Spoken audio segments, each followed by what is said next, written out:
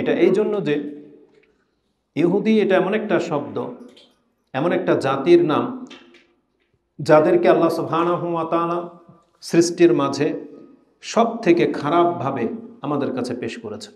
এটা এমন একটা জাতির নাম। বিগত দুইটা খুতবা আমরা ইহুদিদের পরিচয় সম্পর্কে দিয়েছি, তাতে ইহুদিদের কিছু মন্দ চরিত্র সম্পর্কে আলোকপাত করেছি।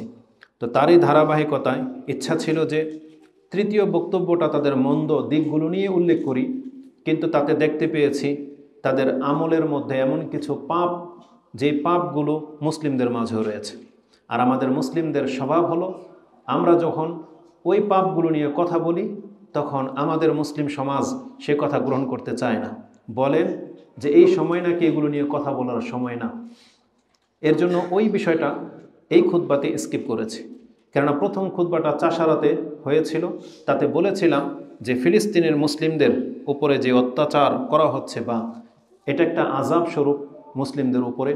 কারণ আমরা মুসলিমরা যখনই আল্লাহ সুবহানাহু ওয়া তাআলার কিতাব পড়ি বা যে দিক নির্দেশনাগুলো আমরা দেখতে পাই, তখন দেখতে পাই আমাদের যেই কোনো মুসিবত এগুলো আল্লাহ সুবহানাহু ওয়া তাআলার পক্ষ থেকে এক তো পরীক্ষা স্বরূপ, উপরন্তু এগুলো হচ্ছে আল্লাহ সুবহানাহু ওয়া তাআলার এক রকমের শাস্তি, যার মাধ্যমে আল্লাহ এই দুনিয়াতে আমাদেরকে শুধরাতে চান। আর যাদের উপরে শাস্তি আপতিত হয় তাদেরকে আল্লাহ পরকালে নাজাত দিতে চান, এই দুনিয়ার শাস্তি দিয়ে তাদেরকে আল্লাহ ক্ষমা করে দিবেন। এমন জন্যই আল্লাহ সুবহানাহু ওয়া তাআলা মুসলিমদের অপরাধের কারণে মুসলিমদেরকে শাস্তি দিয়ে থাকেন। আর কিছু শাস্তি বা কিছু লাঞ্ছনা আছে যেটা আমাদের ভুলের কারণে হয়ে থাকে, আমাদের নিজেদের কর্মের খেসারত হিসেবে আমাদেরকে সেই শাস্তি বা লাঞ্ছিত আমাদেরকে ভোগ করতে হয়। যেমন উহুদের যুদ্ধে হয়েছিল, উহুদের যুদ্ধে সেখানে কোনো পাপী মুসলিমরা ছিল না, তারপরেও মুহাম্মদুর রাসূলুল্লাহ সাল্লাল্লাহু আলাইহি ওয়াসাল্লামকে একেবারে প্রাণে মেরে ফেলার মতো অবস্থা করে ফেলা হয়েছিল। এটা হয়েছিল আমাদের ত্রুটির কারণে, যে ৭০ জন সাহাবী তীরন্দাজ তারা উহুদ পাহাড় ছেড়ে নেমে পড়ে যাওয়ার কারণেই উল্টা তারা ক্ষতিগ্রস্ত হয়েছে। তো কিছু আছে আমাদের ভুলের কারণে। তো ফিলিস্তিনের ক্ষেত্রে সব কয়টাই প্রযোজ্য হতে পারে, কিছু আমাদের মুসলিমদের ভুল, কিছুটা আল্লাহর পক্ষ থেকে পরীক্ষা, কিছুটা শাস্তিস্বরূপ।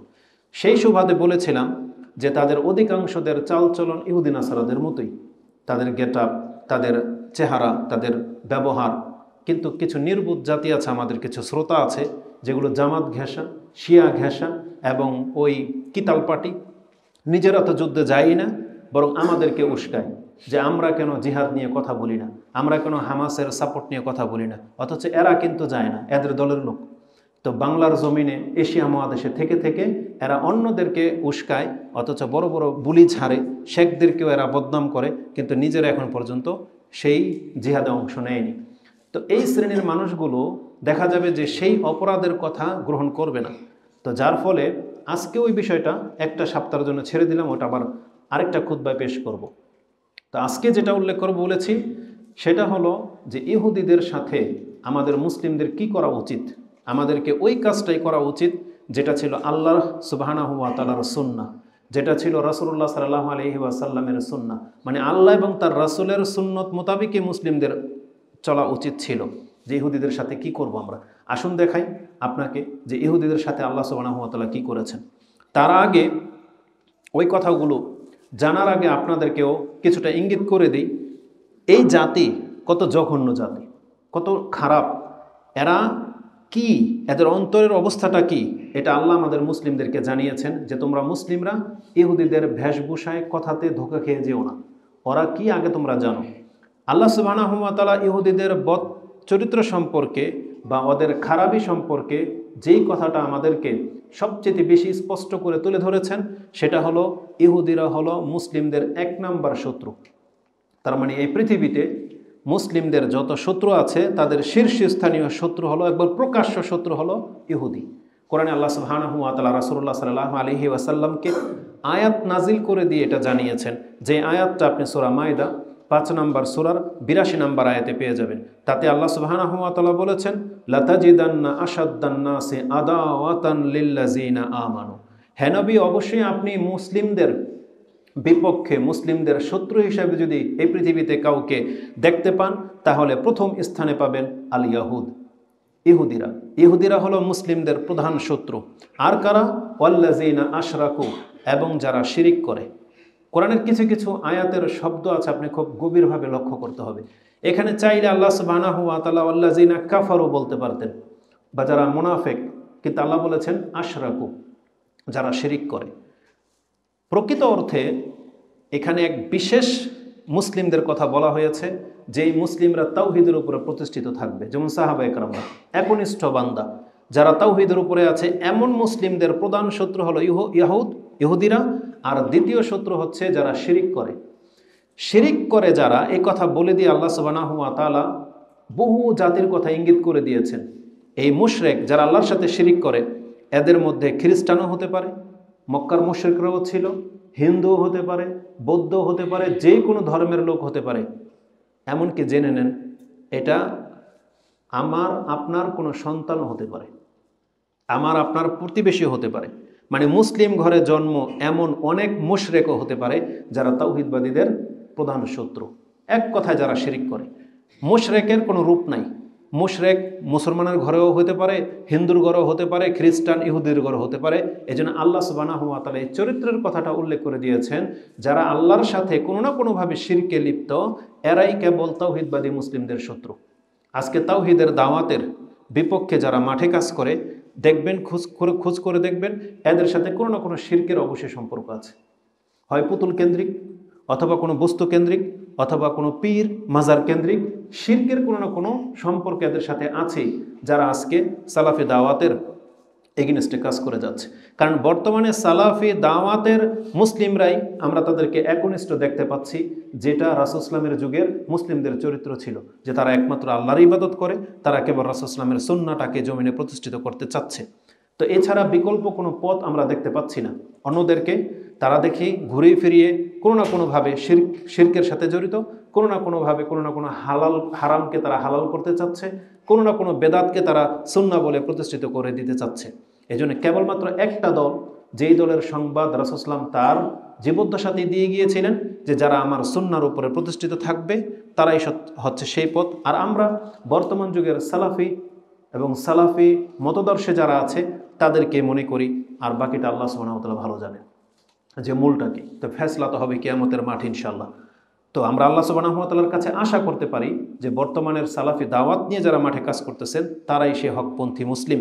আর তাদের সম্পর্কে আল্লাহ বলেছেন, তোমাদের প্রধান শত্রু হলো ইহুদি এবং যারা আল্লাহর সাথে শিরিক করে। তাহলে এই আয়াতের মধ্যে আমরা পেয়ে গেলাম যে ইহুদিরা হলো মুসলিমদের প্রধান শত্রু।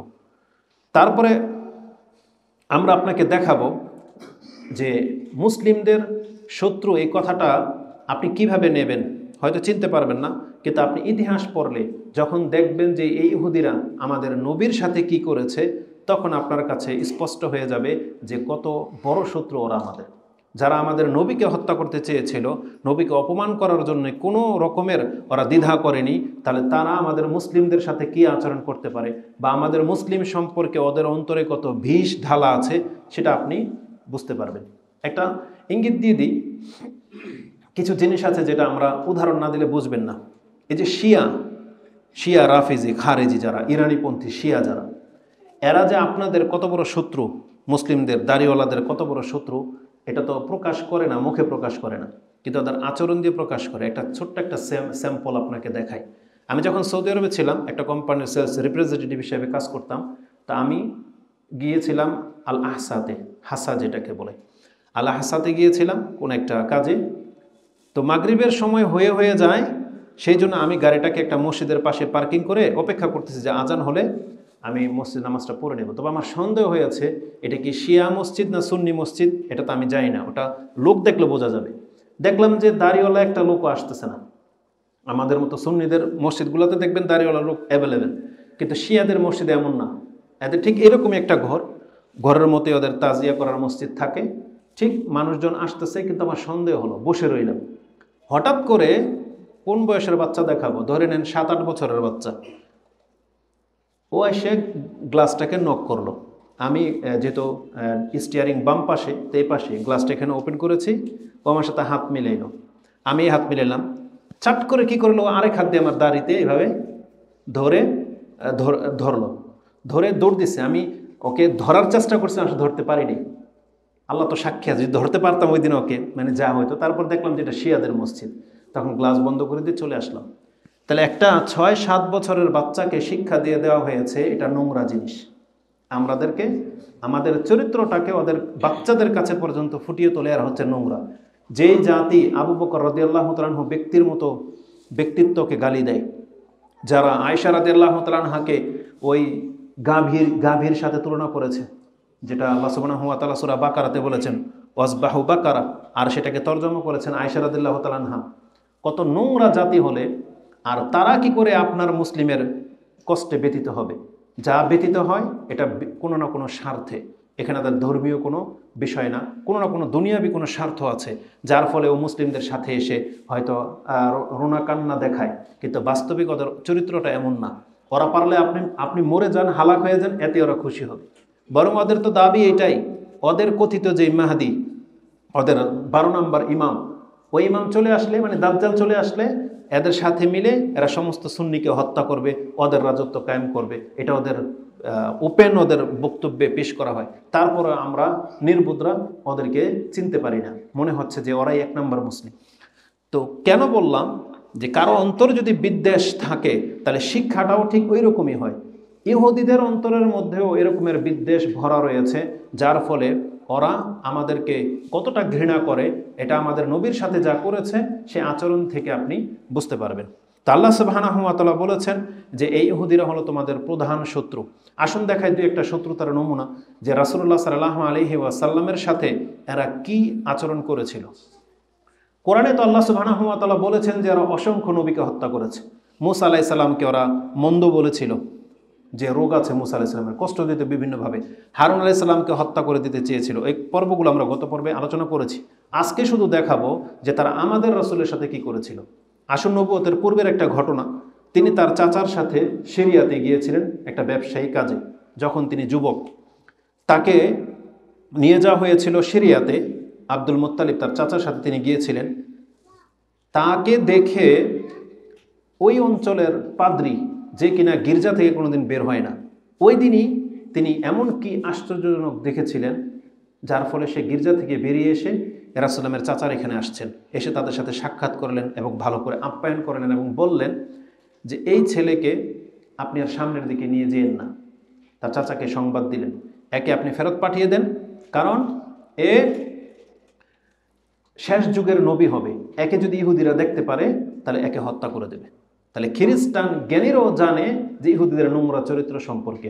এরা রাসূল সাল্লাল্লাহু চিনতে পেরেছিল এবং তারা আব্দুল মুত্তালিবকে কথা বলেছিল, আবু তালেবকে, ওয়ালা ইয়াকদমু বিহি ইলা শাম, আপনি তাকে নিয়ে আর শামে যাবেন না, খাউফান আলাইহি মিনাল ইয়াহুদ, তার ক্ষেত্রে আমি ইহুদিদেরকে ভয় পাচ্ছি, কারণ ইহুদিরা দেখতে পেলে তাকে হত্যা করে দেবে। কারণ ইহুদিদের কাছে রাসূল সাল্লাল্লাহু নমুনা খুব ভালো করে জানা ছিল যে মুহাম্মদ শেষ জামানার নবী কেমন হবে, দেখলে চিনতে পারবে, আর দেখলে মেরে দেবে। এটা হচ্ছে ইহুদিদের চরিত্র। তাহলে এই কথা খ্রিস্টানরাও জানতো যে ইহুদিরা আমাদের নবী মুহাম্মদ সাল্লাল্লাহু আলাইহি ওয়াসাল্লামকে পেলে হত্যা করে দেবে। তো তিনি এই সংবাদ দেওয়ার পরে তার চাচা তাকে 2জন দাস দিয়ে মক্কাতে আবার ফেরত পাঠান, তাকে আর শাম দেশে নিয়ে যাননি। এটা ছিল নবুয়তের আগের ঘটনা। নবুয়তের পরে কি করেছিল দেখেন ইহুদিরা। রাসূলুল্লাহ সাল্লাল্লাহু আলাইহি ওয়াসাল্লামকে এরা অপমান করার জন্য, আটকানোর জন্য বিভিন্নভাবে এমন অহেতুক প্রশ্ন করত যেগুলো আমলের সাথে সম্পর্কযুক্ত না। এমন আজগুবি প্রশ্ন যেটার সাথে আপনার মানে ইবাদতের কোনো সম্পর্ক নাই, এমন এমন প্রশ্ন করত। এই আমাদের সমাজে এমন কিছু মানুষ আছে, আপনি মসজিদে এসে রফিলে দেয় আমিন বলবেন বা আল্লাহর তাওহীদ নিয়ে কথা বলবেন, এরা আপনার সাথে ঝগড়া করার জন্য এমন এমন মাসলা নিয়ে কথা বলবে, ওই তালাকের মাসলা তুলে দিবে। বুঝছেন, তারাবির নামাজ 8 রাকাত না 20 রাকাত, এগুলো বলে দিয়ে ঝগড়া লাগিয়ে দিবে। অথচ আপনি দিচ্ছেন তাকে তাওহীদের দাওয়াত, ও আপনাকে 8 রাকাত আর 20 রাকাতের ফিতনায় ফেলে দিয়ে সমাজের মধ্যে একটা হট্টগোল লাগাই দিবে, তারপরে আপনার দাওয়াতই বন্ধ করে দেবে। তো ইহুদি নাসারাদের চরিত্র হচ্ছে এটা। এই ইহুদিরা করতো এটা। ইহুদিরা রাসূলুল্লাহ সাল্লাল্লাহু আলাইহি ওয়াসাল্লামকে বিভিন্নভাবে প্রশ্ন করত এবং আক্রমণাত্মকভাবে, মানে অন্তরে বিদ্বেষ নিয়ে। তারা একবার প্রশ্ন করলো, মদিনা থেকে মক্কায় এসে প্রশ্ন করেছে ইউসুফ আলাইহিস সালামের ঘটনা, যে আপনি বলেন তো দেখি, আন সাবাবি ইন্তিকালি ওয়ালাদি ইয়াকুবা মিন কানাআনি ইলাল মিসর, আপনি বলেন তো ইয়াকুব আলাইহিস সালামের এক ছেলে কেন কানান থেকে মিশরে আসছিলেন? মানে ইউসুফ আলাইহিস সালামের ঘটনা বলতেছে, কানান থেকে কিভাবে তিনি মিশরে আসছিলেন এই ঘটনাটি একটু বলেন তো। রাসূলুল্লাহ সাল্লাল্লাহু আলাইহি ওয়াসাল্লাম প্রশ্ন করতেছে। আল্লাহ সুবহানাহু ওয়া তাআলা তাদের জবাব দিয়েই সূরা ইউসুফ নাজিল করেছিলেন, একবারে ডিটেলস। ইউসুফ আলাইহিস সালামের পুরো ঘটনাটা এই ইহুদিদের জবাবের কারণে নাজিল করা হয়েছে। আর এটা যে ইহুদিদের প্রশ্নের জবাবে ছিল সেই আয়াতটা 7 নম্বর আয়াতে পেয়ে যাবেন। সেখানে আল্লাহ সুবহানাহু ওয়া তাআলা বলেছেন, লাকাদ কানা ফি ইউসুফা ওয়া ইখওয়াতিহি আয়াতান লিসাইলিন। নিশ্চয় ইউসুফ এবং তার ভাইদের ঘটনাতে এই প্রশ্নকারীদের জন্য উত্তর রয়েছে, নিদর্শন রয়েছে। তো এই প্রশ্নকারী ছিল ইহুদি যারা রাসূল সাল্লামকে আটকাতে চেয়েছিল। তার জবাবে আল্লাহ সুবহানাহু ওয়া তাআলা সূরা ইউসুফ নাজিল করেছেন, যেটা আপনি তাফসির আল বাগাবী এবং তাফসির আল কুরতুবীতে পেয়ে যাবেন, এবং তারা এটাকে গ্রহণ করেছেন যে এতে কোনো সন্দেহ নাই। তো এরা এই বিষয় নিয়ে প্রশ্ন করত যেটার সাথে আমলের কোনো সম্পর্ক নাই।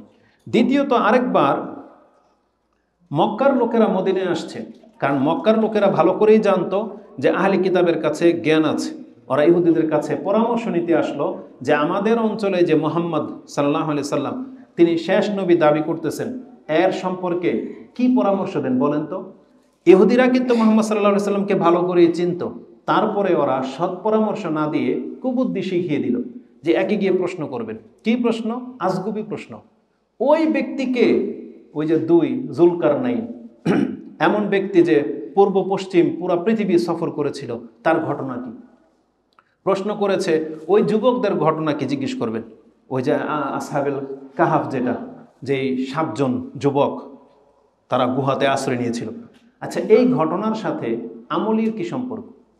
কিন্তু ইহুদিরা এত পংটা, তারা জানতো যদি উনি নবী হন তাহলে এটা কেবল নবী বলতে পারবে ওহির মাধ্যমে, কারণ এটা অনেক আগের ইতিহাস, এটা কোনো মানুষ বানিয়ে কথা বলতে পারবে না। তো এই কথা শিক্ষা দিল। 3টা জিনিসের কথা তারা শিক্ষা দিয়েছে, একটা বর্ণনায় আসছে। তার মধ্যে একটা হলো ওই আসহাবে কাহাফের ঘটনা, আর হচ্ছে জুলকারনাইনের ঘটনা, যে পৃথিবীর এই প্রান্ত থেকে ও প্রান্ত সফর করেছিল তার ঘটনা। এই প্রেক্ষিতে আল্লাহ সুবহানাহু ওয়া তাআলা সূরা কাহাফ নাজিল করে দিয়েছেন। আরেকবার ওই ঘটনার মধ্যে এই কথাও আছে যে তারা রূহ সম্পর্কে বর্ণনা করেছিল, তবে ওই বর্ণনাটা সঠিক বলে মনে হয় না, কারণ রূহ সম্পর্কে প্রশ্ন করার ঘটনা মদিনাতে ঘটেছিল। রাসূলুল্লাহ সাল্লাল্লাহু আলাইহি সাল্লাম যাচ্ছেন, সাথে আব্দুল ইবনে মাসউদও ছিলেন। তখন এক ইহুদি দেখে বলতেছে, এই যে যাচ্ছে, প্রশ্ন কর। এটা হচ্ছে কিছু বদ মুসলিমদের চরিত্র দেখবেন, হুজুর দেখলেই আটকানোর জন্য বা একটু খোঁচা মারার জন্য প্রশ্ন করবে, এসে কোনো কাজ নাই ওর। কিছু নেতা আমি দেখছি দাড়িমুখ ছাড়া এমন কিছু নেতা নেতৃস্থানের কিছু থাকে না পংটা, ওই বাসের মধ্যে নৌকাতে উঠলে তখন একটু এমনি কোনো কাজ নাই, আচ্ছা হুজুর এটা কি ঠিক হইল, এরকম যে ও নিজেটা মানে না, আয়সা হুজুরকে জিজ্ঞেস করবে এই যে হরতাল টরতাল করতেছে এটা কি ঠিক হইল, বলবে এটা আমিও জানি ঠিক না, ওও জানে ঠিক না, তারপরে আমাদেরকে কেন প্রশ্ন করবে? আটকানোর জন্য। তার মানে আপনারা হুজুরই তো করতেছেন, ওটা এটা বোঝানোর জন্য। এরকমের ইতর শ্রেণীর কিছু মানুষ আছে আমাদের সমাজে, যারা হুজুরদেরকে ফতোয়া জিজ্ঞেস করে আটকানোর জন্য, আমল করার জন্য না, অথচ এই মাসলা ও নিজেও জানে। তো এইটা ছিল ওদের স্বভাব। রাসূলুল্লাহ সাল্লাল্লাহু আলাইহি সাল্লামকে এভাবে প্রশ্ন করলো। তা আরেকজন বলতেছে যে না থাক, ওনাকে প্রশ্ন করিস না, তাহলে তোরই লাঞ্ছিত করে দেবে। বাস্তবিক তাই হয়েছে। জিজ্ঞাসা করলো রাসূলুল্লাহ সাল্লাল্লাহু আলাইহি সাল্লামকে, ওয়ায়াসআলুনাকা আনির রূহ, আচ্ছা বলেন তো দেখি রূহটা কি? আল্লাহ সুবহানাহু ওয়া তাআলা আয়াত নাজিল করে দিয়ে এর জবাব দিয়ে বললেন, কুল আর-রূহু মিন আমরি রাব্বি ওয়া মা উতীতু মিনাল ইলমি ইল্লা কালিলা। এই এতটুকু বলে খোঁচা দিয়ে আল্লাহ সুবহানাহু ওয়া তাআলাকে লাঞ্ছিত করে ছেড়ে দিলেন। হে নবী, আপনি বলে দেন রূহটা হচ্ছে এটা আল্লাহর একটা আদেশ মাত্র, এটা আল্লাহ সুবহানাহু ওয়া তাআলার একটা বিষয়, আর তোমাদেরকে খুব অল্পই জ্ঞান দেওয়া হয়েছে। তার মানে ইহুদিরা যে জ্ঞান নিয়ে ফখর করতো, আল্লাহ আয়াত নাজিল করতে কি বললেন? ওয়া মা উতীতু মিনাল ইলমি ইল্লা কালিলা। ইহুদি তোমাদেরকে খুব অল্পই জ্ঞান দিয়েছেন আল্লাহ সুবহানাহু ওয়া তাআলা। এই কথা বলে দিছে ওকে লাঞ্ছিত করে, যেটা আপনি সূরা বনী ইসরাঈলের 85 নম্বর আয়াত আর এই তাফসীর পেয়ে যাবেন ইমাম বুখারী রাহিমাহুল্লাহ, তিনি তার 3 নম্বর কিতাবুল ইলমের মধ্যে রয়েছে 125 নম্বর হাদিস, এবং সেটা আপনি 7456তে পেয়ে যাবেন। তাতে এই ইহুদিদেরকে লাঞ্ছিত করা হয়েছে। এরা চেয়েছিল রাসূল সাল্লাল্লাহু আলাইহি ওয়াসাল্লামকে লাঞ্ছিত করতে, আল্লাহ এদেরকে লাঞ্ছিত করার জন্য আয়াত নাজিল করে দিলেন। তারপরে ওরা সবসময় চাইতো বিভিন্ন এরকম প্রশ্ন করে রাসূল সাল্লাল্লাহু আলাইহি ওয়াসাল্লামকে আটকাতে। এরকমের অসংখ্য 100 প্রশ্ন হবে, জড়ো করা যাবে। ওরা যে মায়ের পেটে সন্তান যে মায়ের রূপ ধারণ করে বা বাবার রূপ ধারণ করে, এটা কিভাবে হয়? এটা আল্লাহ ও রাসূল সাল্লাল্লাহু আলাইহি ওয়াসাল্লামকে জানান নাই, কিন্তু ইহুদিরা রাসূল সাল্লাল্লাহু আলাইহি ওয়াসাল্লামকে প্রশ্ন করে বলছে। মেডিকেল সায়েন্সের জিনিস রাসূল সাল্লামের বিষয়টা যে সম্পূর্ণ আল্লাহ ভিত্তিক, ওহী ভিত্তিক, কোনো মেডিকেল সায়েন্সের কোনো ছাত্র যদি শিক্ষা নিতে চায় তাহলে এই হাদিস থেকে শিক্ষা নিতে পারে। যে ইহুদিরা জিজ্ঞেস করেছে যে বাচ্চা মায়ের রূপ কিভাবে ধারণ করে, মায়ের মতো কেমনে হয়, বাবার মতো কেমনে হয়, বা কালোই কেন হলো, বাপ মা দুইটাই সুন্দর, কালো কেন হয়? রাসূলুল্লাহ সাল্লাল্লাহু আলাইহি সাল্লাম বলেছেন, যখন মায়ের শুক্রাণু প্রাধান্য পেয়ে যায় তখন মায়ের রূপ ধারণ করে, আর যদি বাবারটা প্রাধান্য পেয়ে যায় তাহলে বাবার রূপ ধারণ করে।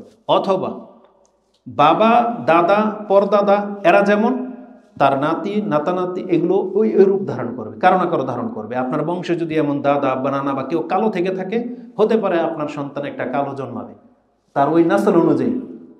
এটা আমাদেরকে শিক্ষা দেওয়া হয়েছে। তালাকুল্লি হাল ইহুদিরা এইভাবে খুব সেন্সিটিভ প্রশ্ন করত। তবে আলহামদুলিল্লাহ ওদের প্রশ্নতে ওদেরই ক্ষতি হয়েছে, কিন্তু আমাদের লাভ হয়েছে, কারণ আল্লাহ সুবহানাহু ওয়া তাআলা এইসব তথ্যগুলো আমাদেরকে রাসূল ইসলামের মাধ্যমে জানিয়েছে। ওদের নোংরামির আরেকটা নমুনা হলো, ওরা সব সময় চাইতো রাসূলুল্লাহ সাল্লাল্লাহু আলাইহি সাল্লামের ক্ষতি হোক, সব সময় চাইতো।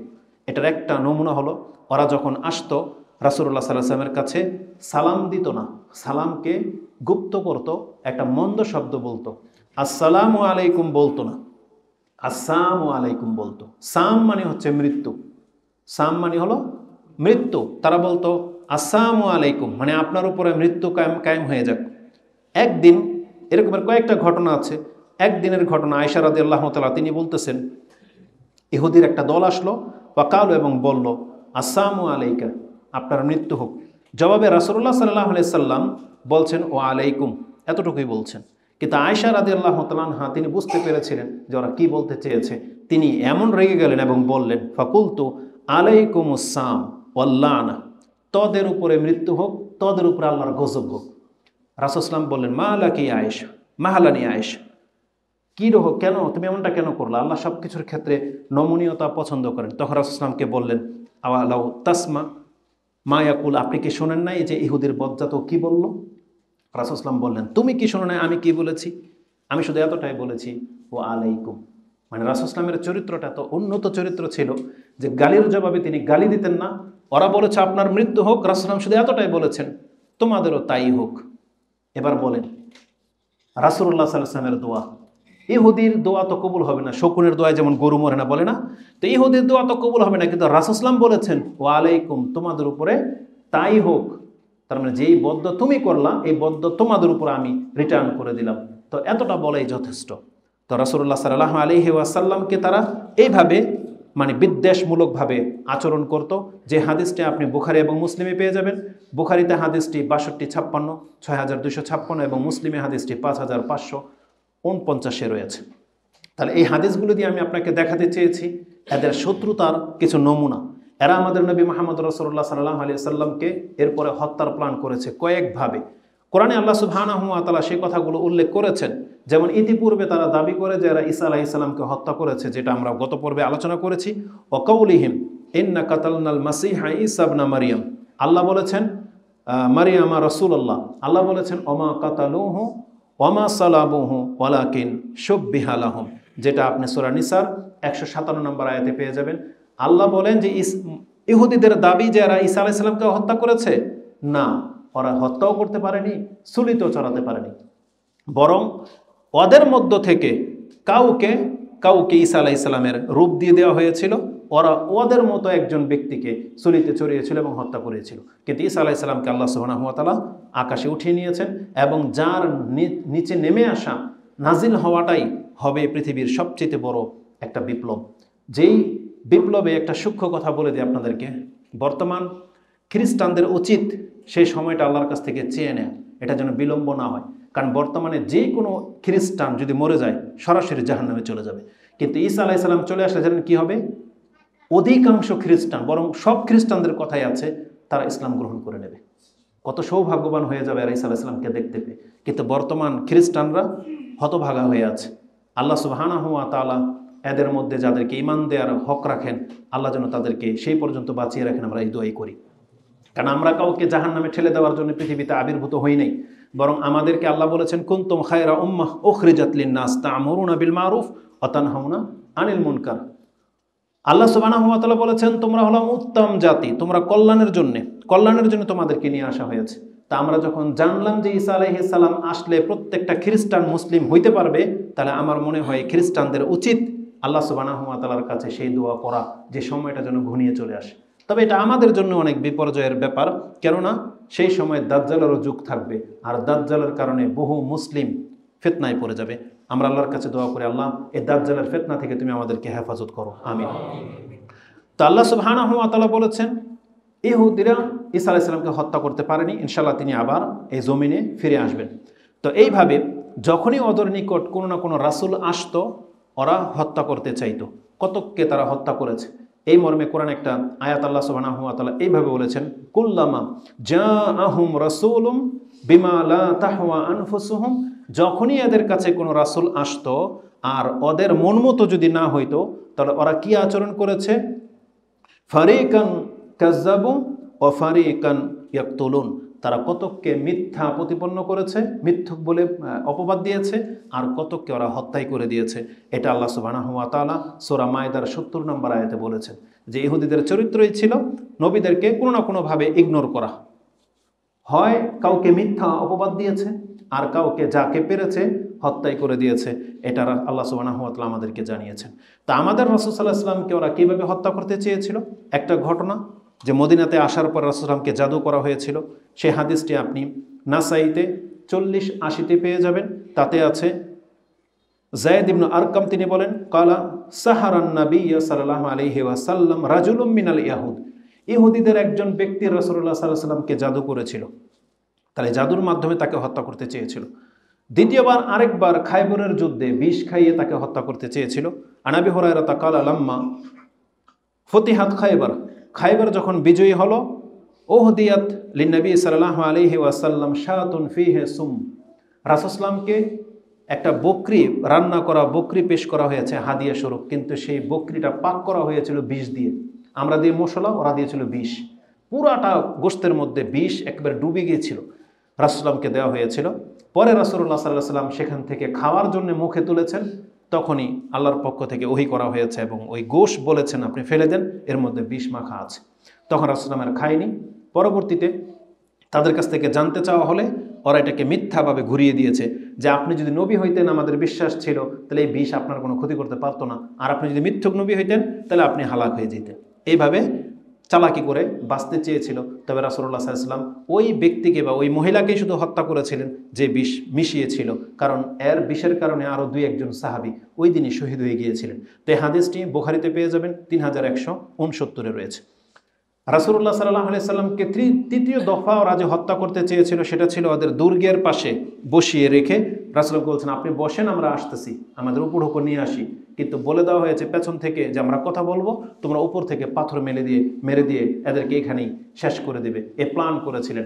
যেই প্ল্যান আল্লাহ সুবহানাহু ওয়া তাআলা রাসূল সাল্লাল্লাহু আলাইহি ওয়াসাল্লামকে ওহী মারফত জানিয়ে দিলেন এবং জিবরিল আলাইহিস সালাম এসে বললেন আপনি দ্রুত এখান থেকে উঠে যান।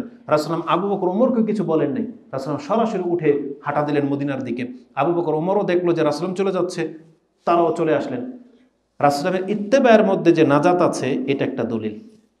যদি আবু বকর ওমর ওখানে বসেই থাকতেন, হয়তো ওনারা ওই দিনই হয়তো শহীদ হয়ে যেতেন। কিন্তু যেহেতু রাসূল সাল্লাল্লাহু চলে যাচ্ছেন, ওনারা কাউকে জিজ্ঞেস করার প্রয়োজন বোধ করে না, ওনারা রাসূল সাল্লাল্লাহু পেছনে হাঁটা শুরু করে দিয়েছে।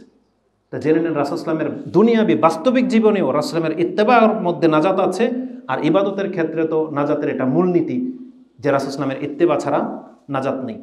তো আল্লাহ সুবহানাহু ওয়া তাআলা রাসূল সাল্লাল্লাহু এইভাবে হেফাজত করেছেন এই ইহুদিদের কাছ থেকে। এবার আসুন, এটা ছিল এই জাতির একটা নমুনা স্বরূপ যে এরা এতটা বদ চরিত্রের ছিল। আল্লাহ এদের সাথে কি করেছেন সেটা দেখানো ছিল আমার মূল উদ্দেশ্য, যেহেতু সময় খুব দ্রুত পার হয়ে চলে যাচ্ছে। আল্লাহ সুবহানাহু ওয়া তাআলা এই ইহুদিদের মধ্যে যারা ইহুদি হয়েছে বর্তমানে, এদের এই নাসল থেকেই হয়েছে, বনি ইসরায়েলদের এই লোকগুলা যারা বর্তমানে ইহুদি রূপে আছে পৃথিবীতে, এরা যখনই রাসূল পেয়েছে রাসূলের সাথে বেয়াদবি করেছে। মুসা আলাইহিস সালামের সাথে বেয়াদবি করেছে, হারুন আলাইহিস সালামকে হত্যা করে দিতে চেয়েছিল, এটা তো বলেছি আপনাকে। আল্লাহ সুবহানাহু ওয়া তাআলার সাথে এরা কি করেছে, একদিন মুসা আলাইহিস সালামকে বলতেছে যে আমরা আপনার উপর ঈমান আনবো না হাত্তা নারাল্লাহ জাহারাতা, আমরা আল্লাহকে সচক্ষে দেখতে চাই। আল্লাহ বলছে তার দ্বারা তোদের এই বেয়াদবির কারণে আল্লাহ সুবহানাহু ওয়া তাআলা এমন বিকট শব্দ দিয়ে জায়গাতেই সবগুলোকে মেরে দিলেন। তারপর আল্লাহ সুবহানাহু ওয়া তাআলা আবার এদেরকে জিন্দাও করেছিলেন। আরেকবার আল্লাহ সুবহানাহু ওয়া তাআলা নাফরমানি করার কারণে আল্লাহ সুবহানাহু ওয়া তাআলা তুর পাহাড়টাকে ওদের উপর তুলে ধরেছেন যে এখন ঈমান আনবি না চাপাই দেওয়া হবে। তারপরে আবার তওবা করেছে, আল্লাহ আবার ওদেরকে ক্ষমা করেছে। তার মানে আল্লাহ বহুবার ওদেরকে ক্ষমা করার পরেও ওরা এই অপরাধ করার কারণে আল্লাহ ওদেরকে শাস্তিও দিয়েছেন। কি শাস্তি দিয়েছেন? এই শাস্তিগুলো একবার এসেছে। দ্বিতীয়বার আল্লাহ সুবহানাহু ওয়া তাআলা এক দলকে বানর এবং শূকরে পরিণত করে দিয়েছিলেন। পৃথিবীতে কোনো জাতিকে আল্লাহ সুবহানাহু ওয়া তাআলা হয়তো এই ইহুদিদের মতো বিকৃতি ঘটান নাই, এদেরকে একমাত্র আল্লাহ সুবহানাহু ওয়া তাআলা বানর এবং শূকরে পরিণত করেছিলেন। এবং আল্লাহ সুবহানাহু ওয়া তাআলা আরেকবার এদের মাথার উপরে পাহাড় তুলে ধরেছিলেন, যেটা আমি আপনাকে বললাম। বানর যে বানিয়েছিলেন এই সম্পর্কে দুইটা আয়াত আপনি নিয়ে নেন, যেটা আপনি সূরা আল আরাফ 166 নম্বর আয়াতে পেয়ে যাবেন। আল্লাহ সুবহানাহু ওয়া তাআলা বলেছেন, ফালাম্মা আতাউ আন মা নুহু আন, যখন তাদের উপরে সেই দিন আসলো যেই সম্পর্কে তাদেরকে নিষেধ করা হয়েছিল, মানে শনিবার দিনের ঘটনা, যেদিন মাছ ধরা নিষেধ ছিল, কুলনা লাহুম কুনু কিরাদাতান খাসিন, আমি তাদেরকে শুধু আদেশ করে দিলাম তোমরা নিকৃষ্ট বানরে পরিণত হয়ে যাও। তারা সবগুলো বানরে পরিণত হয়ে গিয়েছিল, যেটা আপনি সূরা আল আরাফের 166 নম্বর আয়াতে পাবেন। তার মানে আল্লাহ, আমি দেখাতে চেয়েছিলাম যে ইহুদিদের সাথে আল্লাহ কি করেছেন। তার মানে এই একটা জাতি যাদেরকে বানরে পরিণত করা হয়েছিল। আরেকটি আয়াতে, যেটা আপনি সূরা মায়দাতে পেয়ে যাবেন 60 নম্বর আয়াতে, সেখানে শূকর হওয়ার কথাও রয়েছে। আল্লাহ সুবহানাহু ওয়া তাআলা বলেন, মান লা'নাহুল্লাহু ওয়া গাদিবা আলাইহি ওয়া জাআলা মিনহুমুল কিরাদাতা ওয়াল খানাজির, আল্লাহর লানত গজব পতিত হয়েছে ওদের উপরে, এবং ওদের মধ্য থেকে কতককে আল্লাহ সুবহানাহু ওয়া তাআলা বানর এবং খিজির মানে শূকরে পরিণত করে দিয়েছিলেন। ওয়া আবাদাত তাগুত, এবং এদেরকে পুতুল পূজারী বানিয়ে দিয়েছিলেন। এরাই তো বাছুরের পূজা করেছিল। আল্লাহ সুবহানাহু ওয়া তাআলা বলছেন এটা হচ্ছে আল্লাহর শাস্তি স্বরূপ। উলাইকা শাররুম মাকানান ওয়া আদাল্লু আন সাওয়াইস সাবিল, এরাই হলো সবচেয়ে নিকৃষ্ট জাতি এবং পথভ্রষ্ট। আল্লাহ এই ইহুদিদেরকে বলেছেন, যেটা আপনি সূরা মায়দার 60 নম্বর আয়াতে পেয়ে যাবেন। এরপর থেকে আল্লাহ সুবহানাহু ওয়া তাআলা এই জাতিকে প্রত্যেক হয়তো 100 বছরে একবার করে বিভিন্ন শাসক দিয়ে লাঞ্ছিত করেছেন। প্রত্যেক 100 বছর আপনি পেয়ে যাবেন যে কেউ না কেউ আসছে। ইহুদিরা যখন একটু সোজা হয়ে দাঁড়িয়েছে, আবার ওদের পাপের উপরে প্রতিষ্ঠিত হয়ে গেছে, তখনই আল্লাহ সুবহানাহু ওয়া তাআলা, যেহেতু মুহাম্মদুর রাসূলুল্লাহ সাল্লাল্লাহু আলাইহি ওয়াসাল্লামের পর থেকে আর কোনো নবী পাঠান নাই এই 1400 বছরে, কিন্তু আল্লাহ সুবহানাহু ওয়া তাআলা সেটা মুসলিম বলেন আর খ্রিস্টান বলেন বা যাযাবর বলেন, এমন এমন শাসকদেরকে চাপিয়ে দিয়েছেন এই ইহুদিদের উপরে যে এদেরকে যেখানে পেয়েছে হত্যা করেছে।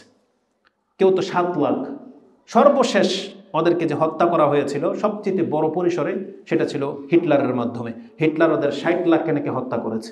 তাহলে এটা একটা শাসক যেটা আল্লাহ ইহুদিদের উপরে চাপিয়ে দিয়েছিলেন, এবং এই কাজটা আল্লাহর পক্ষ থেকে হয়েছে।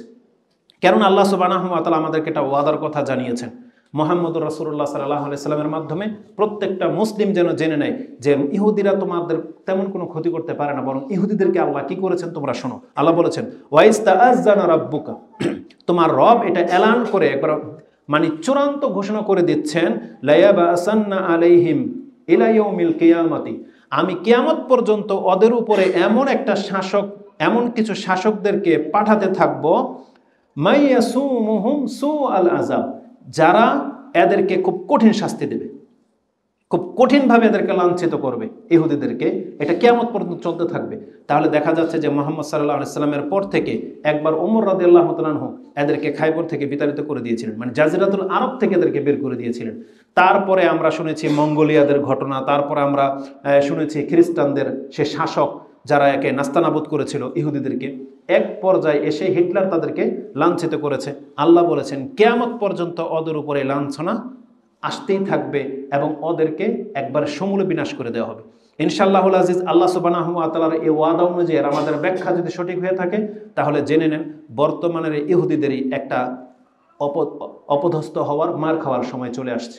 অবশ্যই যদি এরা বর্তমান এই মুজাহিদের মাধ্যমে যদি না হয়, অবশ্যই শীঘ্রই আল্লাহ সুবহানাহু ওয়া তাআলা এমন একটা দল ওদের উপরে প্রেরণ করবেন যারা এই ইহুদিদেরকে ছিন্ন ভিন্ন করে দেবেন এবং ওদেরকে একবারে জমিন আল্লাহ সুবহানাহু ওয়া তাআলা ধসিয়ে দিবেন এই দলের মাধ্যমে। যেটা আল্লাহর ওয়াদা, এটা আমার আপনার ওয়াদা না, এটা আল্লাহ ওয়াদা করেছেন। এবং কোরআনের আয়াত যদি হয়ে থাকে আর আমাদের ব্যাখ্যা যদি ভুল না করে থাকে, তাহলে আল্লাহ এটাই বলেছেন, ওয়াইস্তাআযানা রাব্বুকা লায়াবআসান্না আলাইহিম ইলা ইয়াউমিল কিয়ামা, কিয়ামত পর্যন্ত এভাবে একটা শাসক আসতেই থাকবে ওদের উপরে যারা এদেরকে ইয়াসুমুহুম সুআল আযাব, কঠিন শাস্তি এদেরকে চাখাবে, এটা আল্লাহ সুবহানাহু ওয়া তাআলার পক্ষ থেকে ওয়াদা করা হয়েছে, যেটা আপনি পেয়ে যাবেন সূরা আল আরাফ 7 নম্বর সূরা 166 নম্বর আয়াতে। তা আল্লাহ সুবহানাহু ওয়া তাআলা বলেছেন আপনার রবের পাকড়াও খুব শীঘ্রই হয়ে থাকে।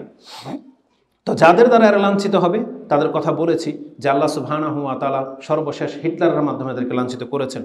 আল্লাহ সুবহানাহু ওয়া তাআলা এদের লাঞ্ছিত করেছেন এইভাবে, আল্লাহ বলেছেন ওয়ালাউলা আন কাতাবাল্লাহু আলাইহিমুল জালাআ লাআযাবাহুম ফিদ দুনিয়া ওয়া লাহুম ফিল আখিরাতি আযাবুন নার। সূরা হাশরের 3 নম্বর আয়াতে পেয়ে যাবেন আল্লাহ বলেছেন এই পৃথিবীতে আমি ইহুদিদেরকে স্থায়িত্বভাবে কোনো জমির মালিক বানাইনি। আল্লাহ বলছেন যাযাবরের মতো থাকবে। যেমন আপনি কিছু বাইদানিদেরকে দেখতে পান না, যারা ওই যে বর্ষার নৌকায় আজকে এখানে কালকে ওখানে, কামাক্ষার জঙ্গল থেকে কিছু আসে। আল্লাহ বলেছেন এই ইহুদিদের সাথে আমি এটা ফাইনাল করে দিলাম, এই পৃথিবীর কোনো রাষ্ট্রের ওরা মালিক হতে পারবে না। ওদের জালাআন মানে ওদেরকে কি বলে নির্বাসন আল্লাহ লিখে দিয়েছেন কিয়ামত পর্যন্ত, যে ওরা স্থায়ীভাবে কোনো রাষ্ট্রের মালিক হতে পারবে না, ওদেরকে বিতাড়িত করাই হবে, কেউ না কেউ করবে, এটা আল্লাহর ওয়াদা। কিন্তু বর্তমানে এই 1400 বছরে ওরা কোনোদিন এই পৃথিবীতে মূসা আলাইহিস সালামের কাউম থেকে দেখেন পৃথিবীতে কোনো জায়গায় স্থায়ীভাবে টিকে নেই। সর্বশেষ বললাম ওমর রাদিয়াল্লাহু তাআলার মাধ্যমে এদেরকে জাজিরাতুল আরব থেকে বিতাড়িত করে দেওয়া হয়েছিল।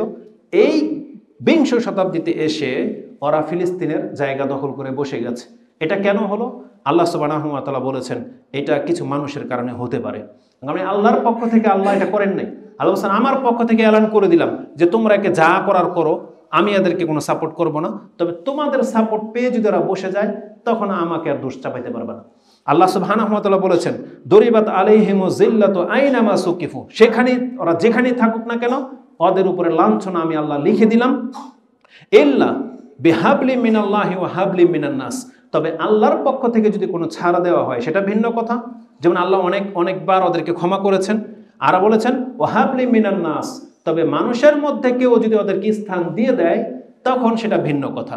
আজকে এই ইহুদিদেরকে মুসলিমদের দুর্বলতার কারণে এই সমস্ত পশ্চিমারা তাদেরকে ফিলিস্তিনের এক কোণার মধ্যে বসিয়ে দিয়েছিল, সেখান থেকে ওরা পুরো রাষ্ট্র এখন গিলে ফেলার প্ল্যান করেছে। তো এটা করেছে ওই যে হাবলিম মিনান নাস, মানুষের সাপোর্টের কারণে।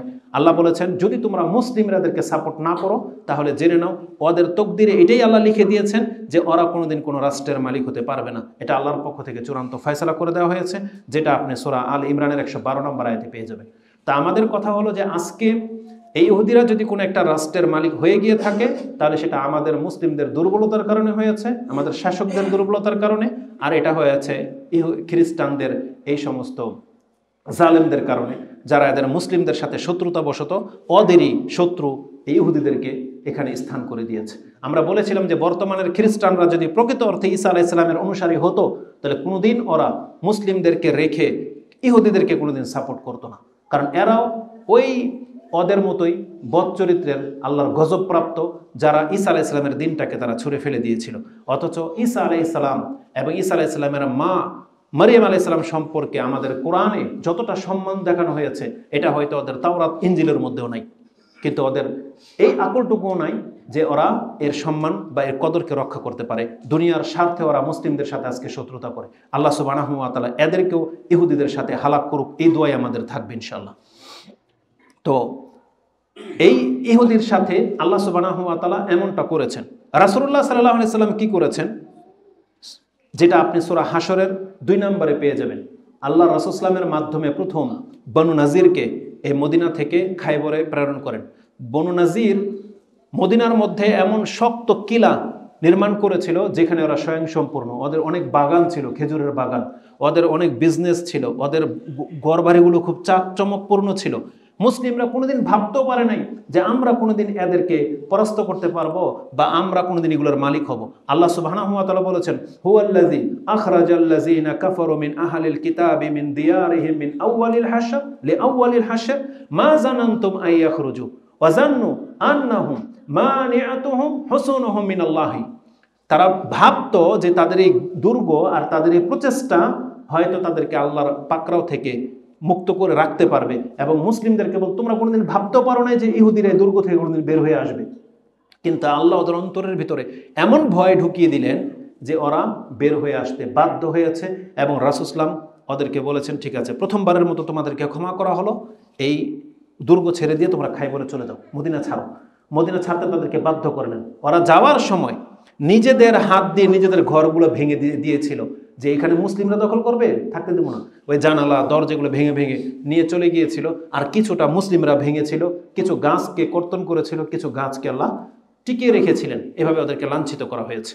ওরা খায়বর ছেড়ে দিলেন। রাসূল সাল্লাল্লাহু আলাইহি ওয়াসাল্লাম চাইলে ওই দিন ওদেরকে হত্যা করতে পারতেন, কিন্তু রাসূল সাল্লাল্লাহু আলাইহি ওয়াসাল্লামকে যেহেতু কল্যাণ করা এবং রহমত হিসেবে প্রেরণ করা হয়েছিল, এই জন্য রাসূল সাল্লাল্লাহু আলাইহি ওয়াসাল্লামের কাছে যখনই ক্ষমা চেয়েছে, রাসূল সাল্লাল্লাহু ওদেরকে হত্যা করেনি, ছেড়ে দিয়েছেন প্রথমবার।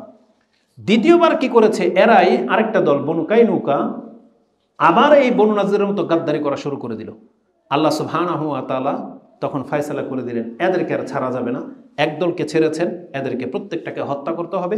রাসূলুল্লাহ সাল্লাল্লাহু আলাইহি সাল্লাম তিনিও ফয়সালা করেন নাই, ফয়সালা করেছেন সাদ বিন মুআজ, এই ইহুদিদের একজন হিতাকাঙ্ক্ষী এবং ওদের মধ্য থেকেই নেতা নিযুক্ত হয়েছিল।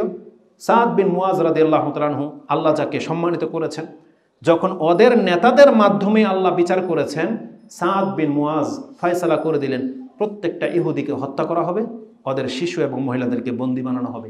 রাসূল সাল্লাল্লাহু আলাইহি ওয়াসাল্লাম তাকে স্পর্শ করে বলেছিলেন, 7 আকাশ থেকে আল্লাহ রাব্বুল আজিজ যেই ফয়সালা করেছেন, তুমি এই ফয়সালাটাই এখন শুনিয়ে দিও। তোমার মাধ্যমে সেই ফয়সালাটাই এখন বাস্তবায়ন হলো। আল্লাহ এই ফয়সালাটাই করে রেখেছেন আকাশের উপরে, যে ইহুদিদেরকে হত্যা করা হবে, ওদের সন্তান এবং স্ত্রীদেরকে বন্দী বানানো হবে। আর রাসূল সাল্লাল্লাহু আলাইহি ওয়াসাল্লাম তাই করলেন বনু কুরাইজার সাথে। বনু কুরাইজার সাথে এটা করা হয়েছিল। 25 দিন ঘেরাও করার পরে তাদেরকে হত্যা করা হয়েছিল। আর রাসূলুল্লাহ সাল্লাল্লাহু আলাইহি ওয়াসাল্লাম খায়বরের দিন ইহুদিদেরকে সুযোগ কিভাবে দিয়েছিলেন, ইহুদিদেরকে সবগুলোকে ঘেরাও করে সামনে নিয়ে আসা হয়েছে এবং বলেন, ইয়া মাশারাল ইয়াহুদ, হে ইহুদি জাতি, আসলিম তাসলাম, তোমরা ইসলাম গ্রহণ করো তাহলে শান্তিতে থাকতে পারবে। কিন্তু এই ইহুদি বদযাত্রা উত্তর দিয়েছিল, ফাকালু কাদ বাল্লাগতা ইয়া আবুল কাসেম, এই কথা তো আপনি অনেক আগে আমাদেরকে জানিয়েছেন, কাদ বাল্লাগতা, আপনি আপনার দাওয়াত পৌঁছে দিয়েছেন, কিন্তু ওরা গ্রহণ করে নাই। রাসূল আবার রিপিট করলেন, ওই একই উত্তর তারা দিয়েছে। তখন রাসূলুল্লাহ সাল্লাল্লাহু আলাইহি ওয়াসাল্লাম তাকে বলেন, ফামান ওয়াজাদা মিনকুম বিমালিহি শাইআন ফালিয়াবি, তোমাদের মধ্যে এইখানে যত সম্পত্তি আছে চাইলে এখন আমাদের কাছে বিক্রি করে দিতে পারো, তবে জেনে নাও যদি তুমি এখন বিক্রি না করো তাহলে এগুলো আল্লাহ এবং তার রাসূলের সম্পদ। মানে রাসূল জোর করে রাখতে চাইলেন না, বলছে এই এলাকা তোমাদেরকে ছাড়তে হবে, তোমাদের যার যে দামি সম্পদ আছে চাইলে এখন বিক্রি করতে পারো, আর যদি বিক্রি করতে না চাও তাহলে এমনি ফেলে রেখে তোমাকে চলে যেতে হবে, কারণ এই সম্পদ হচ্ছে আল্লাহ এবং তার রাসূলের। এইভাবে ওদেরকে বিতাড়িত করা হয়েছিল। খায়বরে গিয়ে ওরা আশ্রয় নিয়েছে। খায়বরে ও রাসূলুল্লাহ সাল্লাল্লাহু আলাইহি সাল্লাম যেদিন জয় করলেন, তখন ওরা আবার রাসূল সাল্লামকে ক্ষমা চেয়েছিল। রাসূল ওই দিনই ওদেরকে জাজিরাতুল আরব থেকে বের করে দিতেন, কিন্তু বললেন যে ইয়া রাসূলুল্লাহ, আমরা এখানে আপনাকে সবজি চাষ করে দেব, অর্ধেক আমাদেরকে এখানে রেখে দেন। রাসূল বলছে ঠিক আছে। চাষাবাদের জন্য ওদেরকে রেখে দেওয়া হলো, ওদের কাছ থেকে অর্ধেক ফসল মদিনাতে আসতো। কিন্তু রাসূলুল্লাহ সাল্লাল্লাহু আলাইহি ওয়াসাল্লামের একটা স্বপ্ন ছিল যে যেই দিন ইসলাম প্রতিষ্ঠিত হয়ে যাবে, আমি এই জাজিরাতুল আরবের মধ্যে কোনো ইহুদি খ্রিস্টানকে রাখবো না। এটা রাসূলের একটা স্বপ্ন ছিল, যেটা রাসূল বাস্তবায়ন করে যেতে পারেননি, তার আগেই তার ইন্তেকাল হয়ে গেছে। সেটা বাস্তবায়ন করেছেন ওমর রাদিয়াল্লাহু তাআলা আনহু। এই হাদিসটা আপনি পেয়ে যাবেন মুসলিমে, তিরমিজিতে। মুসলিমে হাদিসটা এইভাবে রয়েছে, আন্নাহু সামিয়া রাসূলুল্লাহ সাল্লাল্লাহু আলাইহি ওয়াসাল্লাম ইয়াকুল লা উখরিজান্নাল ইয়াহুদা ওয়ান নাসারা মিন জাজিরাতিল আরব হাত্তা লা আদা ইল্লা মুসলিমান, যতক্ষণ পর্যন্ত তারা ইসলাম গ্রহণ না করবে এমন একজন ইহুদি খ্রিস্টানকেও আমি জাজিরাতুল আরবের মধ্যে রাখবো না। যদি তারা ইসলাম গ্রহণ করে নেয় ঠিক আছে থাকতে পারবে, আর যদি ইসলাম গ্রহণ না করে তাহলে জাজিরাতুল আরবের মধ্যে কেউ কোনো ইহুদি খ্রিস্টান থাকতে পারবে না। ফালা আতরুকু ফিহা ইল্লা মুসলিমান, এটা তিরমিজির ভাষা, যে একমাত্র মুসলিম হলেই কেবল জাজিরাতুল আরবের মধ্যে থাকতে পারবে। আর রাসূলুল্লাহ সাল্লাল্লাহু আলাইহি ওয়াসাল্লামের এই আদেশটাকে বাস্তবায়ন করেছেন ওমর রাদিয়াল্লাহু তাআলা আনহু। যে হাদিসটা আপনি বুখারীতে পেয়ে যাবেন 2338 নম্বর হাদিসে,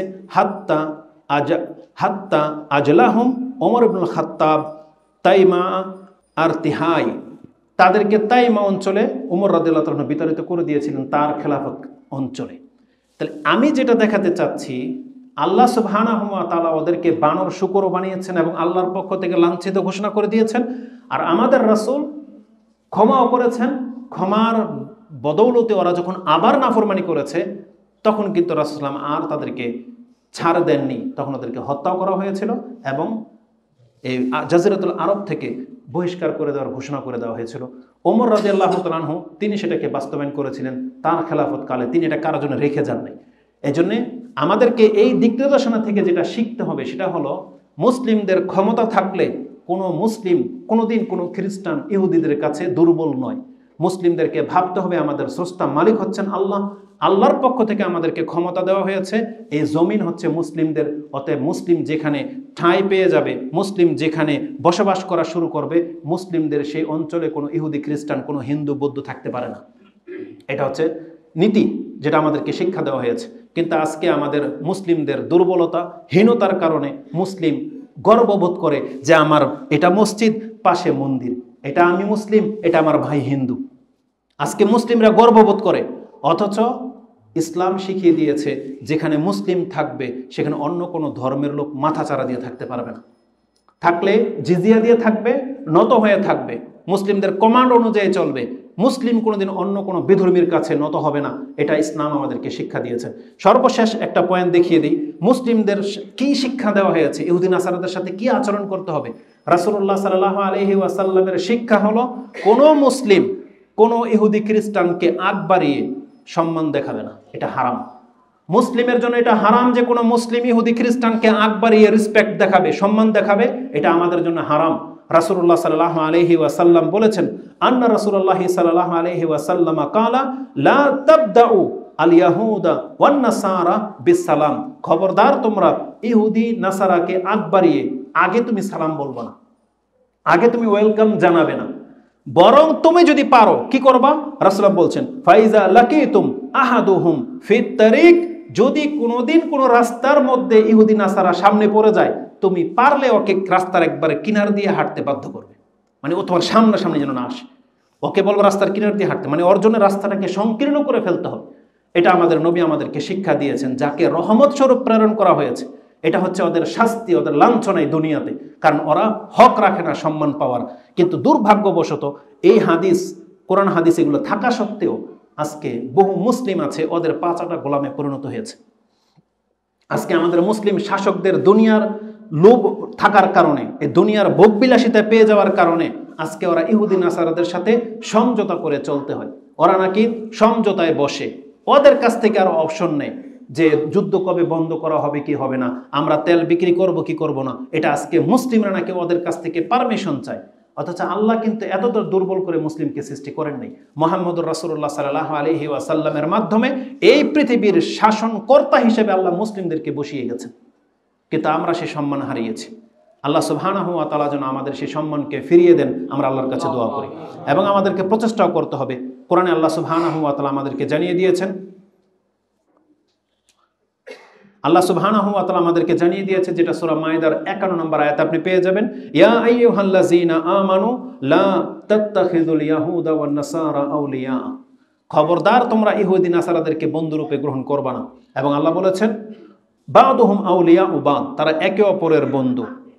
ওয়ামাই ইয়াতাওয়াল্লাহুম মিনকুম, তোমাদের মধ্যে কেউ যদি তাদেরকে বন্ধুরূপে গ্রহণ করে, ফাইন্নাহু মিনহুম, তাহলে আল্লাহ বলেছেন আমার নজরে ওই মুসলিম ও ইহুদি নাসারা বলে গণ্য হয়ে যাবে। তার মানে আমাদেরকে এত বড় ধমক দেওয়ার পরেও আজকে আমরা মুসলিমরা আল্লাহ সুবহানাহু ওয়া তাআলার এই শাস্তিকে আমরা ভয় পাচ্ছি না। আমরা আল্লাহ সুবহানাহু ওয়া তাআলার কমান্ড রেখে দিয়ে আমরা ওদের সাথে মিলেমিশে থাকতে চাচ্ছি। আজকে ওদের কাছ থেকে অপশন চাওয়া হয় যুদ্ধ বন্ধ করতে হবে কি হবে না, অথচ এটা কখনোই উচিত ছিল না। বরং মুসলিমদের একটা সুযোগ ছিল, বরং এটা হওয়া উচিত ছিল যে ওরা যখন যুদ্ধ শুরু করে দিয়েছে, ওদের প্রত্যেকটাকে হত্যা না করা পর্যন্ত এই যুদ্ধ আর থামানো যাবে না, এটা হওয়া উচিত ছিল। কিন্তু প্রকৃত অর্থে যদি এরা মুজাহিদ হয়ে থাকে, আল্লাহ সুবহানাহু ওয়া তাআলার কাছে আমরা দোয়া করি এদের শাহাদাত যেন আল্লাহ কবুল করেন এবং এদেরকে আরো শক্তিশালী করেন। আর প্রকৃত অর্থে যারা সত্যিকার অর্থে ইসলামের জন্য, আল্লাহর কালেমাকে উঁচু করার জন্য যুদ্ধ করবে, আল্লাহ তুমি সেই সৈনিক আমাদেরকে দান করো, আমাদের সন্তানদেরকে সেই সৈনিক হিসেবে তুমি কবুল করো। আমরা মুসলিমরা যেন প্রকৃত অর্থে তোমার দ্বীনের খাদেম হতে পারি, আল্লাহ তুমি আমাদেরকে সেই শক্তি এবং সামর্থ্য দান করো, আমিন ইয়া রাব্বাল আলামিন। এবং যারা আমাদেরকে নিয়ে চক্রান্ত করে, ষড়যন্ত্র করে, আল্লাহ তাদের চক্রান্ত থেকে তুমি আমাদের মুসলিমদেরকে হেফাজত করো। আকুলু লিকাউলি হাযা আস্তাগফিরুল্লাহ লি ওয়া লাকুম ওয়া লিসাইরিল মুসলিমিন ফাস্তাগফিরু ইন্নাহু হুয়াল গফুরুর রহিম। তো এই খুতবাতে যে বিষয়টা আমি তুলে ধরতে চেয়েছিলাম, যে আমাদের রব নাইনসাফি করেননি, তিনি যথাযোগ্য ইহুদিদেরকে শাস্তি দিয়েছেন। আমাদের রাসূল তিনি যথাযোগ্য পদক্ষেপ নিয়েছিলেন। আমাদের আমিরুল মুমিনিন যারা ছিলেন তারা যথাযোগ্য আমাদের সম্মানের খেয়াল রেখেছেন এবং ইহুদিদের সাথে ওই আচরণই করেছেন যেমনটা করা উচিত ছিল। অতএব আমাদের মুসলিমদের কোনো শাসক যদি ইহুদিদের সাথে এমনটা করে, এটা যথাযোগ্য বিচার হবে। এজন্য আমরা তাদেরকে আহ্বান জানাই, আল্লাহ সুবহানাহু ওয়া তাআলা যেন তাদেরকে শক্তিশালী করে, তাদেরকে যেন আল্লাহ সুবহানাহু ওয়া তাআলা তাদের সম্মান ফিরিয়ে দেয়। আমরা আমাদের মুসলিম নেতাদের জন্য এই দোয়াই করি। আল্লাহ তুমি আমাদের দোয়া কবুল করো এবং আমাদের নাসল থেকে এমন সন্তান আল্লাহ তুমি দান করো যারা তোমার এই দিনকে পুনর্জাগত করবেন, যেমনটা রাসূলুল্লাহ সাল্লাল্লাহু আলাইহি সাল্লাম করেছিলেন। যেভাবে আরব জাজিরা থেকে ইহুদি নাসারা এবং হিন্দু বৌদ্ধ সবকে প্রত্যাখ্যান করা হয়েছিল, পুতুল পূজাকে বিলুপ্ত করে দেওয়া হয়েছিল, আল্লাহ যেন আমাদের বাংলার জমিনে মুসলিমদেরকে এতটা ক্ষমতা দান করেন যাতে আমরাও বাংলার জমিনে আল্লাহর তাওহীদটাকে প্রতিষ্ঠিত করতে পারি। আমিন ইয়া রাব্বাল আলামিন। আল্লাহ আমাদের মধ্যে যারা দুর্বল, আল্লাহ তুমি তাদেরকে সবল করো। আমরা যারা অভাবী, আমাদেরকে সচ্ছল করো। আমরা যারা অসুস্থ, আল্লাহ তুমি আমাদেরকে সুস্থতা দান করো। আমাদের মধ্যে যারা ইন্তেকাল হয়ে